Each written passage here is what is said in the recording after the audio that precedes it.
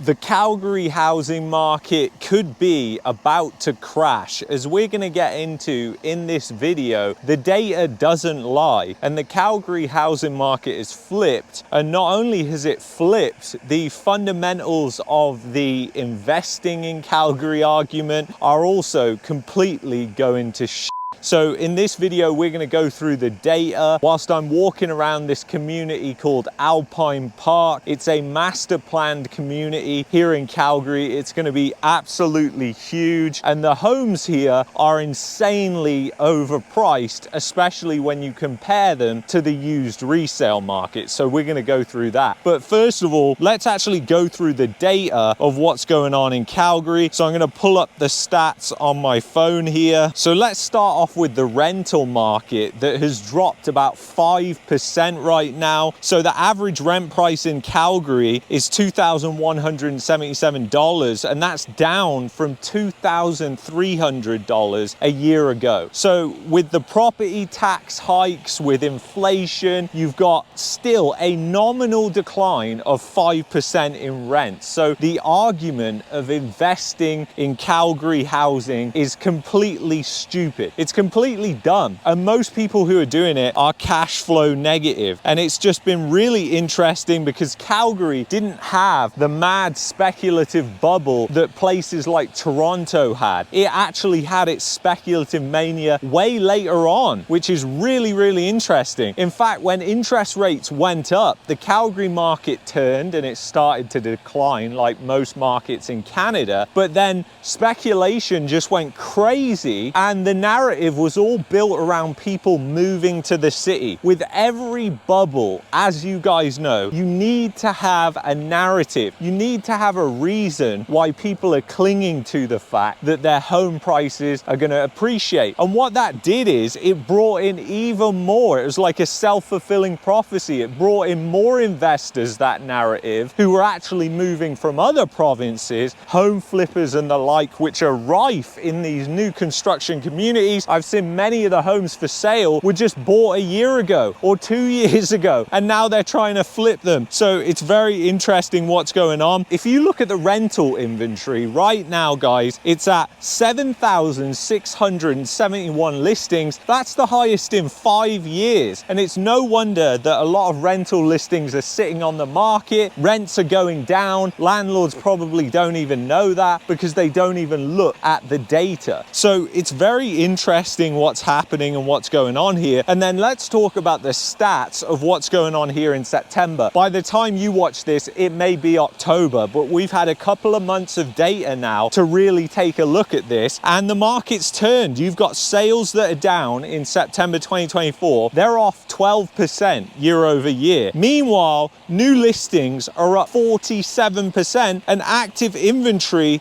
is up 52%, and it's even higher than it was 2 years ago. So the inventory shortage has vanished and it's disappeared, and the fundamentals are quickly closing in on this market, because what speculator is going to want to invest in a market that is declining? Now, you can also see that home prices are actually up 11% year over year.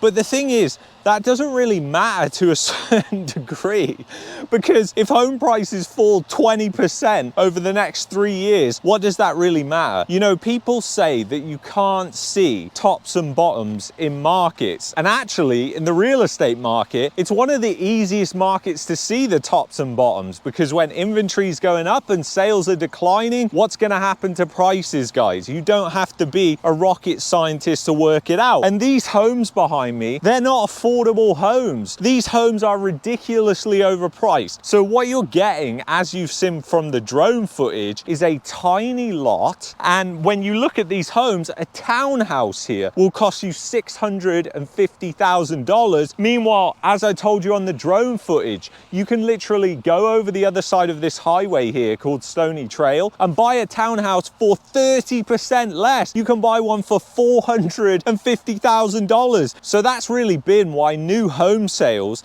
have absolutely tanked in Calgary, and they never saw the boom that the used resale market saw in Calgary. And you saw more and more people that would have bought new construction go into the used resale market, and the speculation has been wild, as you can see from the rental inventory spiking. We haven't seen rental inventory climb this fast since the oil and gas bust. And the thing is, guys, the unemployment rate in Calgary is going up and up and up and up every single month. So the fundamentals are really closing in on this city, and they're closing in fast. And these huge communities, these master plan communities, they may be built, but it may take 10 years instead of the projected 3 years. And that's exactly what happened in the last boom and bust cycle in Calgary. You know, everybody wants to say this time is different, and I'm here to tell you, no, it isn't. It's exactly the same. It's just a different narrative this time. This time, it's a narrative that's even been pushed by the provincial government. The provincial government went on an ad campaign inviting people to move to Alberta. None of the Alberta residents asked for that. Nobody voted for it, but the provincial government did that anyway. What that did was drove up the cost of living for Albertans. It was an anti-Albertan thing to do, essentially screw over your own population. What's hilarious about all this is Alberta is called the most conservative province in Canada, which I find totally hilarious. If you actually look at the rankings,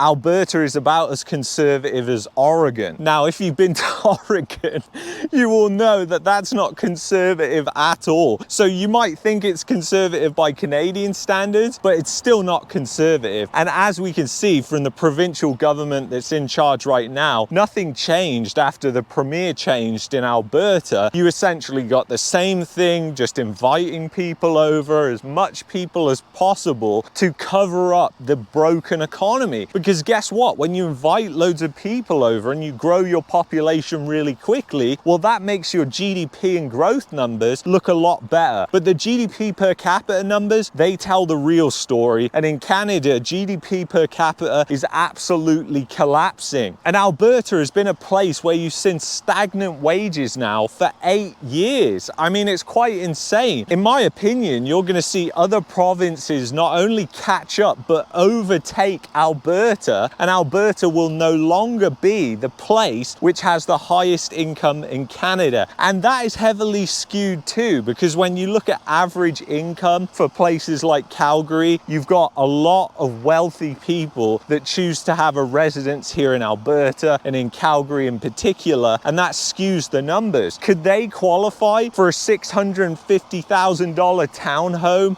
with HOA fees and property taxes and the maintenance costs that go along with it? I don't think so. So the housing market here in Calgary, it looks like is going to meet its sticky ending. We've got the data now to back it up, and we will continue to monitor and see what happens with this euphoric market where tons and tons of people have rushed to buy here in front of a recession. Remember that some of the markets that peaked the last, those are going to be the ones that actually get hit even worse, because so many people bought at all-time highs here in Calgary. It only takes home prices to go down 15-20%, and you've got thousands and thousands of people that are underwater on their home purchases because so many people bought over the past couple of years. And you've also got to couple with that, most of these people bought at high interest rates. So guess what? If they've got a high interest rate mortgage, they're not even paying down the principal. So there's even more chances that they're going to be upside down. And then you can add to that the rental market. Rents declining, you're only going to see that increase in my opinion. And as sales decline even more and sellers get stupid and think, hold on, I can't get what I want here for my home, so I'm going to rent it out, you'll see listings spike even more for the rental market, and rents will decline as a result of that. And in fact, we could be seeing the very early signs of that happening. So it will be very interesting to see what happens. So if you've enjoyed this video, I'd highly recommend that you check out this video here. And if you're looking for a VPN to protect your privacy, go to expressvpn.com/Market Mania. That's the VPN that I use myself, and it's absolutely fantastic. I will see you in the next one. Take care.